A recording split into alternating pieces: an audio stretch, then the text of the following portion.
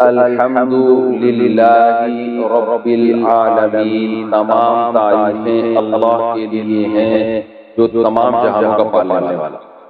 یہ جو للہ میں لام ہے نا، اس کو تخصیص والا لام کہتے ہیں۔ گاڑی اردو ہے، سمجھ میں نہ آئے تو کوئی ایسی بات نہیں ہے، یوں سمجھ لیں کہ اسلام کا مطلب ہے تمام تعریفیں صرف اللہ کے لیے۔ یہ صرف یہاں لگا ہوا ہے، یعنی جتنی بھی تعریفیں ہیں، سخاوت ہے، جود و سخا ہے، بہادری ہے، یہ جو بھی کمالات سمجھے جاتے ہیں، علم والا ہے، رحمت والا ہے، کوئی تمام تعریفیں حقیقت میں صرف کس میں پائی جاتی ہیں؟ اللہ۔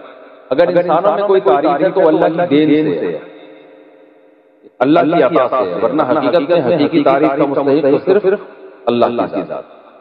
اللہ نے اپنا تعارف کروایا رب العالمین، تمام جہانوں کا پالنے والا، اس لیے کہ جب تک آپ کے سامنے کتاب کے مؤلف کا انٹروڈکشن نہیں ہوگا، آپ کتاب کو ویلیو نہیں دو۔ اگر آپ کے سامنے کوئی بازار میں کتاب رکھی ہوئی ہے، آپ نے دیکھا مصنف کا نام سمجھ میں نہیں آ رہا، پتہ چلا جی وسیم گولے گنڈے والے نے کتاب رکھی ہے، وسیم گولے گنڈے والے نے، تو آپ کوئی گولے گنڈے والا تو خریدے گا اس کو، لیکن میرا خیال ہے کوئی بھی عام آدمی، سمجھدار آدمی خریدے گا، تو کوئی بھی خرید سکتا ہے اس کتاب کو، لیکن سمجھدار آدمی نہیں خریدے گا۔ تو یہ مصنف سے پتہ چلتا ہے، تو یہ قرآن اللہ کی کتاب ہے، اس لیے اللہ نے اپنا تعارف کروایا۔ تو اللہ نے تعارف کروایا یہ اس ذات کی کتاب ہے، الحمدللہ، تمام تعریفیں اللہ کے لیے ہیں۔ اور یہ جو جتنے بھی جہان ہیں نا دنیا میں، کائنات ہے، ان سب کو نہ صرف بنانے والا ہے بلکہ پالنے والا ہے، سب کو چلا رہا ہے۔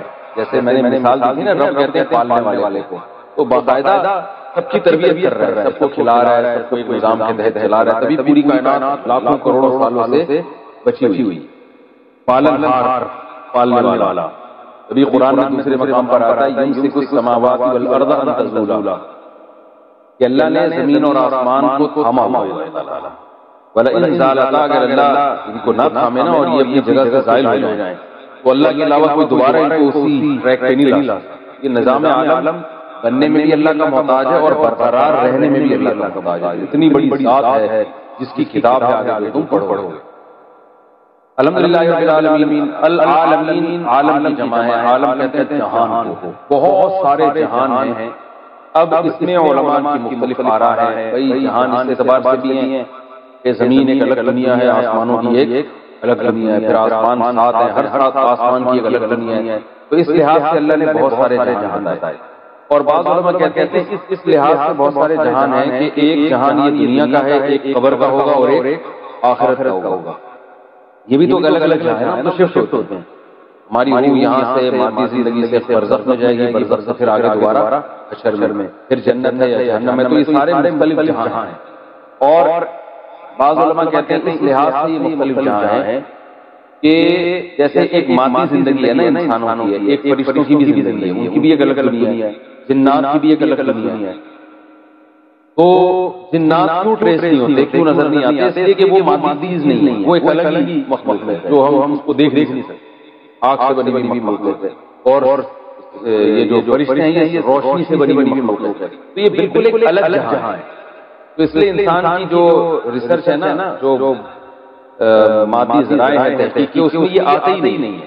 تو یہ الگ الگ جہان اللہ نے بنائے ہیں، فرشتوں کی غلط ہوتا ہے، یہاں بہت سارے فرشتوں میں نظر نہیں آ رہے، یہاں ہزاروں جنات تو ہمیں نظر، شکر ہے کہ نظر نہیں آ رہے، کیونکہ ہمیں نظر آئے تو پھر جنات تو ہم نظر نہیں آئیں گے، ہم یہاں سے شارٹ ہو جائیں گے، ٹھیک ہے نا؟ تو ہوتے ہیں جنات بھی گھوم رہے ہوتے ہیں دائیں بائیں، اور مجھے تو کئی دفعہ آپ کے بارے میں رہے ہوں۔ اچھا، تو یہ بھی ایک الگ جہان ہے جنات کا۔ تو ایسے یعنی جس لحاظ سے بھی جتنے بھی جہان ہیں، سب کو اکیلا پالنے والا کون ہے؟ اللہ ہے۔ تو اللہ بتاتا ہے یہ تو ایک جہان نہیں، اور بھی بہت سارے ہیں، ایک الگ دنیا ہے، کہکشاؤں کی ایک الگ دنیا ہے۔ الرحمن الرحیم، تو ابھی اللہ کا انٹروڈکشن چل رہا ہے، تو اللہ نے فرمایا کہ اس کی بہت ساری صفات ہیں، لیکن اس کی جو سب سے اہم ترین صفت ہے، بڑا مہربان اور نہایت رحم کرنے والا، اس کو میں نے الرحمن الرحیم کے لفظ میں بہت ڈیٹیل سے میں بیان کر چکا ہوں کہ اللہ کی رحمت اللہ کے غصے پر غالب ہے، اور اللہ اصل میں تو رحم ہی کرتا ہے، سزا جب دیتا ہے کہ جب کوئی اس کی نافرمانی کرے، اور اس میں بھی بہت سارے آپشن اس نے معافی کے رکھے ہوئے. تو ایک بادشاہ ہوتا ہے نا، کچھ ظالم ہوتے ہیں، کچھ رحم دل ہوتے ہیں. تو رحم دل معاف زیادہ کرتے ہیں اور اپنے رعایا کو نوازتے زیادہ ہیں اور سزا کم دیتے ہیں. لیکن ظالم جو ہیں وہ لوگ ان سے ڈرتے رہتے ہیں. تو اللہ تعالیٰ جو ہے رحم دل ذات ہے، لہٰذا وہ اپنے بندوں پر عطائیں زیادہ کرتا ہے اور ان کو سزا بھی دیتا ہے، مگر اتنی نہیں جتنی ان کو مستحق ہے. بہت سے گناہ معاف ہو جاتے ہیں. اور الرحمن الرحیم آگے فرمایا کہ مالک یوم الدین، روز جزا کا مالک. دیکھیں مالک تو اللہ، تو یہ آخرت کا عقیدہ بہت ضروری ہے.